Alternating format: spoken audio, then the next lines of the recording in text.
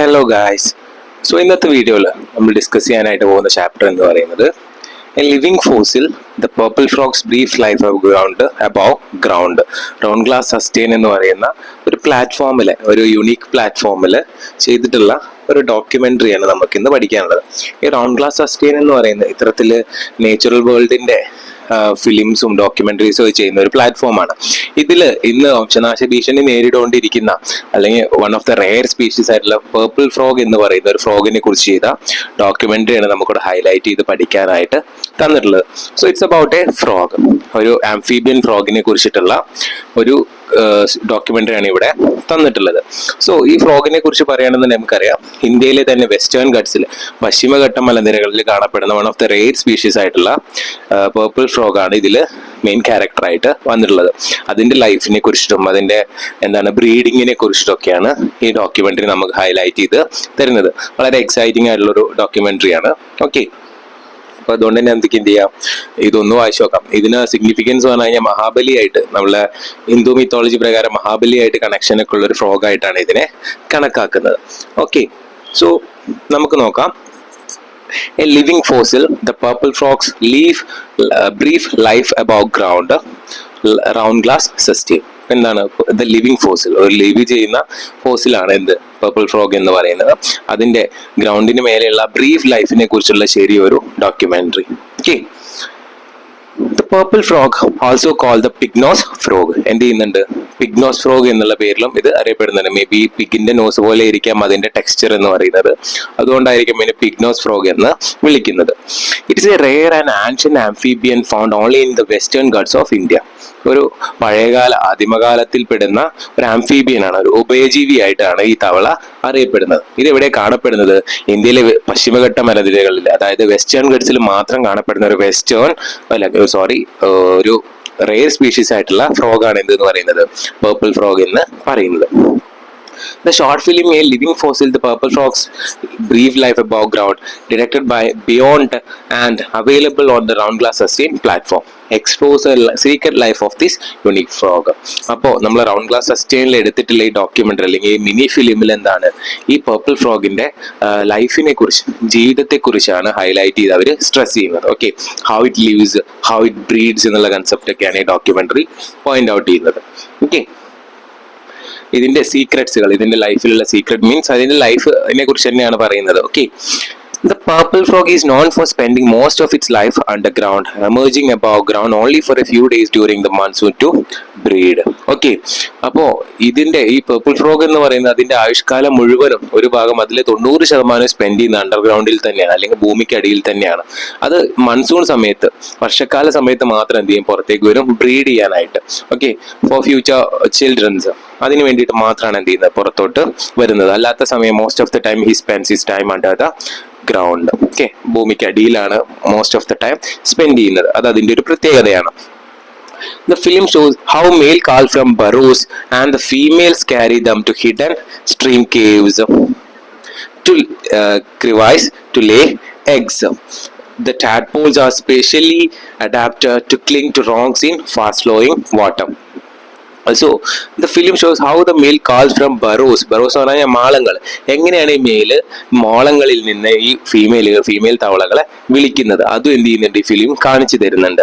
അതേപോലെ തന്നെ ഇത് എന്ത് ചെയ്യുന്നുണ്ട്, ഈ ചെറിയ സ്ട്രീം ബ്രെഡ് ക്രിവൈസസ് എന്ന് പറയുന്നത് ഭൂമിക്കിടയിലെ ചെറിയ വിടവുകൾ ഉണ്ടല്ലോ, അവിടെയാണ് ഈ തവളകളെ എന്നിട്ട് മുട്ടയിട്ട് വെക്കുന്നത്. മൺസൂൺ കാലത്തേക്ക് പുറത്തു വരും. ഈ സമയത്ത് എന്ത് ചെയ്യും, മെയിൽ തവളകൾ ഇതിനെ മാളങ്ങളിൽ നിന്ന് പുറത്തേക്ക് വിളിക്കും, ഒരു സൗണ്ട് ഉണ്ടാക്കി പുറത്തേക്ക് വിളിക്കും. എന്നിട്ട് ബ്രീഡ് ചെയ്തതിനു ശേഷം മുട്ടകൾ സൂക്ഷിക്കുന്ന ചെറിയ ചെറിയ മണ്ണുകൾക്കിടയിൽ വിടവുകളിലാണ്. ഓക്കെ, ടാഡ്പോൾസ് എന്ന് പറഞ്ഞു കഴിഞ്ഞാൽ നമ്മളെ വാൽമാക്രികളാണ്.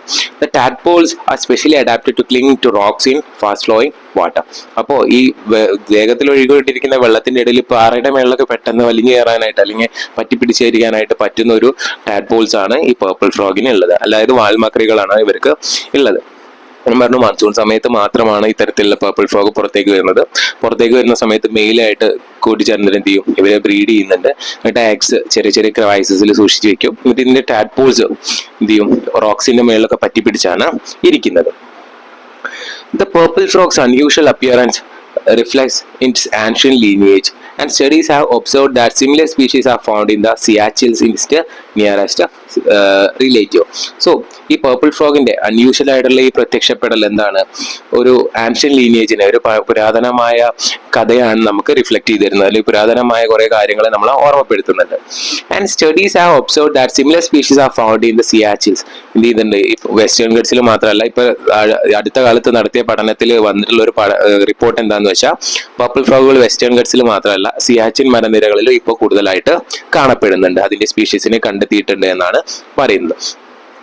This points to existence during the time of Gondwana land, thereby earning a little time of living fossil. അതായത് ഗോഡ്വാന ലാൻഡ് എന്ന് പറയുന്ന ഒരു സമയത്തേക്ക് എന്ത് ചെയ്യുന്നുണ്ട്, ഇതിനെ നമ്മൾ കൊണ്ടുപോകുന്നുണ്ട്.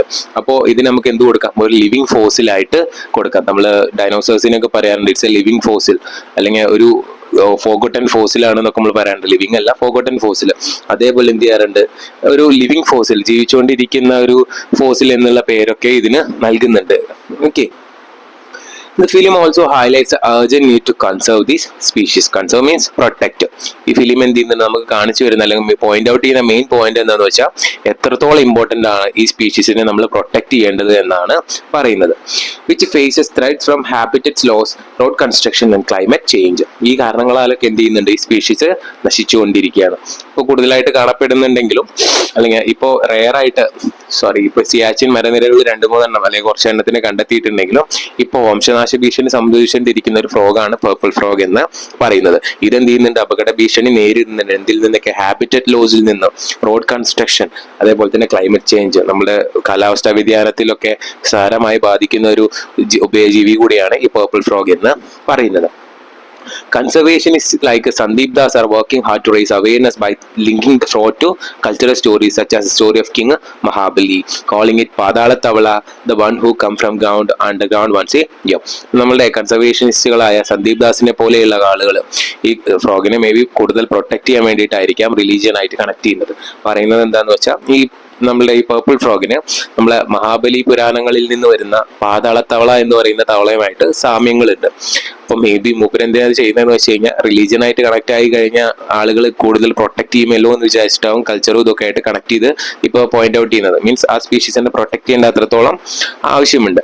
സോ മേ ബി അതുകൊണ്ടായിരിക്കാം സന്ദീപ് ദാസ് എന്ന് പറയുന്ന ഒരു കൺസർവേഷനിസ്റ്റ് പറഞ്ഞത് പണ്ട് കാലത്തെ പാതാളത്തവള എന്ന പുരാണ കഥകളിലെ ഒരു തവളയുമായിട്ട് ഈ പേർപ്പിൾ ഫ്രോഗിന് സാമ്യമുണ്ടെന്ന് മൂപ്പര് പറഞ്ഞിട്ടുണ്ട്. Such as that of King Mahabali, calling it Padala Tavla, the one who comes from the underground once a year. In the King Mahabali തമ്പുരാൻ എന്താണ് അതിനെ വിളിക്കുന്നത്, പാതാള തവള എന്നാണ്. അത് വർഷത്തിൽ ഒരിക്കൽ മാത്രം അണ്ടർഗ്രൗണ്ടിൽ നിന്ന്, പാതാളത്തിൽ നിന്ന് പുറത്തേക്ക് വരുന്ന ഒരു തവളയാണ്. മേ ബി ഇതിന്റെ അപ്പിയറൻസും അങ്ങനെ തന്നെയാണ്. 90% ഓഫ് ടൈം അണ്ടർഗ്രൗണ്ടിലാണ് നമ്മുടെ പേർപ്പിൾ ഫ്രോഗ് സ്പെൻഡ് ചെയ്യുന്നത്. ഒരൊറ്റ തവണ അല്ലെങ്കിൽ ഓരോ മൺസൂൺ സമയത്ത് മാത്രമാണ് നമ്മളെ പേർപ്പിൾ ഫ്രോഗും പുറത്തേക്ക് വരുന്നത്. അതും സാമ്യം കാണുന്ന ഒന്നാണ് പാതാള തവളയും purple ഫ്രോഗുമായിട്ട്. It is often found outside protected forests and plays an important role in nature. നമ്മളെ സംരക്ഷണ രീതിയിലുള്ള അല്ലെ സംരക്ഷണ മേഖലയിലുള്ള കാടുകളിലാണ് ഏറ്റവും കൂടുതലായിട്ട് ഇപ്പോൾ ഇത് കാണപ്പെടുന്നത്. Okay, therefore it deserves a greater attention and care. ഇപ്പൊ നമ്മളെ പ്രകൃതിനെ ഇണക്കി കൊണ്ടുവരുന്നില്ല, പ്രകൃതിനെ മുന്നോട്ട് കൊണ്ടുവന്നതിൽ ഈ ആംഫീബിയന്റെ റോൾ എന്ന് പറയുന്നത് വലുതാണ്. അതിനെ പ്രൊട്ടക്ട് ചെയ്യുക, അതിനെ ടേക്ക് കെയർ ചെയ്യുക എന്നുള്ളത് നമ്മുടെ മനുഷ്യന്മാരെ ചുമതലയാണ്. അപ്പൊ അതിനെ ഇത് പ്രൊട്ടക്ട് ചെയ്യാനും കെയർ ചെയ്യാനുള്ള കാര്യങ്ങൾ നമ്മൾ മുന്നോട്ട് ചിന്തിക്കേണ്ടതുണ്ട്. കാരണം നമ്മളെ പ്രകൃതിയിൽ അതിൽ വലിയ റോൾ പ്ലേ ചെയ്യുന്ന ഒരു ഉഭയജീവി കൂടിയാണ് ഈ പേർപ്പിൾ ഫ്രോഗ് എന്ന് പറയുന്നത്. So this documentary is simple, ഒരു നല്ല രസമുള്ള കാണാം നിങ്ങൾക്ക് ഇൻട്രസ്റ്റിംഗ് ആയിട്ടിങ്ങനെ ഡോക്യുമെന്ററി ആയിരിക്കും. ചെറുതാണ്. ഈ പേർപ്പിൾ ഫ്രോഗിന്റെ പിക്ചേഴ്സും സ്റ്റിൽസും ഒക്കെ വെച്ചിട്ട് അത് ബ്രീഫ് ഔട്ട് ചെയ്ത് തരികയാണ്. ഞാൻ പറഞ്ഞു അതിന്റെ ഇമ്പോർട്ടൻസ് ആണ് ചോദിക്കുന്നത്, അത് എത്രത്തോളം ഇമ്പോർട്ടൻ്റ് ആണ് പ്രകൃതിക്ക്, അതിനെ നമ്മളെ ഹിന്ദു ട്രഡീഷനുമായിട്ട് കൾച്ചറുമായിട്ട് കണക്ട് ചെയ്യുന്നുണ്ട്. ഓക്കെ, ഒന്ന് വായിച്ചു നോക്കാം. എന്തെങ്കിലും ഡൗട്ട്സ് ഉണ്ടെങ്കിൽ നിങ്ങൾക്ക് കമന്റ് ഓഫ് ചെയ്യാം കേട്ടോ. Thank you.